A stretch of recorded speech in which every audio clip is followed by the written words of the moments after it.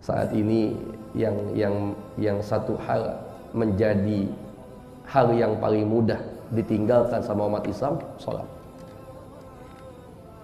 Padahal dia tahu sholat itu yang akan menjadi kunci kemenangan bagi hidup umat Islam.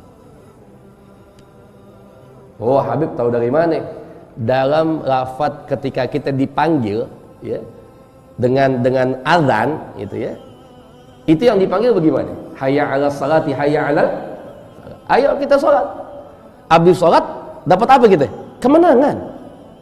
Menang atas apa? Menang atas semua masalah yang kita punya. Setiap individu kita yang hadir termasuk saya pasti pengen mendapatkan kemenangan. Satu ketika Allah uji saya pengen menang atas ujian itu. Satu ketika Allah kasih musibah, saya pengen menang atas musibah itu. Satu ketika Allah titipkan rasa gelisah, galau dan sebagainya, saya pengen menang atas semua rasa itu. Kuncinya cuma satu, sholat. Tapi lihat saat ini umat Islam, bahkan ketika dia dikasih nikmat, dapat nikmat nih, sempat nyebut alhamdulillah, segala puji bagi Allah.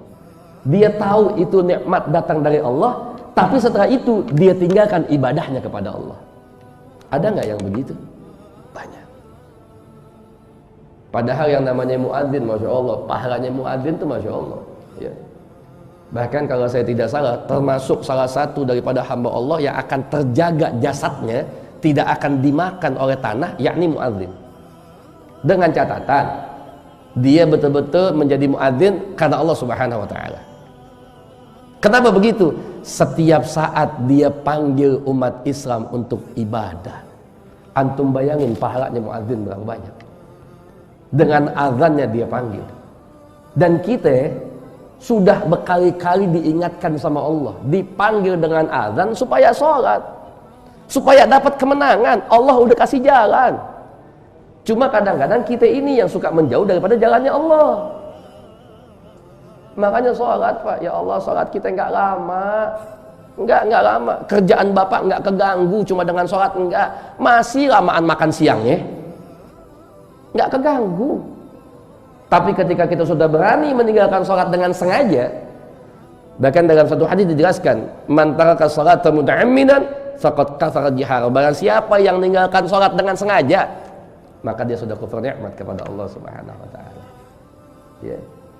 Maka jangan, Pak, sholat. Ya. Penyakit umat Islam tuh biasanya sholat suka nunda-nunda, kan gitu ya. Padahal kata Nabi, ayu amali afdol, amal apa paling utama? As-sholatu ala waktiha. Sholat tepat waktu.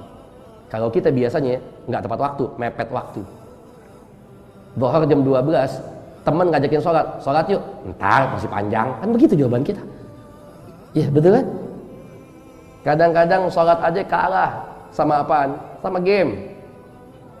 Sholat yuk, tanggung dikit lagi. Itu anak bocah. Kalau yang bapak-bapak, sholat itu perkara yang wajib, Pak. Yang afdolnya tepat waktu. Tapi bisa kalah dengan perkara yang makruh untuk sebagian umat Islam. Apa yang makruhnya?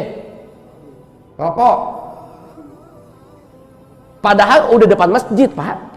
Udah di depan masjid.